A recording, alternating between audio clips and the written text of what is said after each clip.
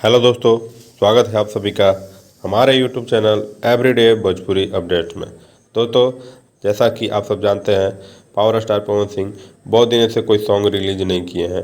बहुत दिनों से कोई उनका एल्बम सॉन्ग रिलीज नहीं हुआ है। एक भी सॉन्ग उनका मार्केट में नहीं आया है। तो दोस्तों, एक बहुत बड़ी खबर निकल कर आई है कि पावर स्टार पवन सिंह एक नई एल्बम रिलीज होने वाली है, जिसमें विनय बिहारी का लिखा हुआ होगा और स्वर उनके साथ में नेहा राज का होगा। जी हाँ दोस्तों, पहली बार पावर स्टार पवन सिंह के साथ नेहा राज ड्यूट करेंगी, जो बहुत ही बवाल सॉन्ग होने वाला होगा।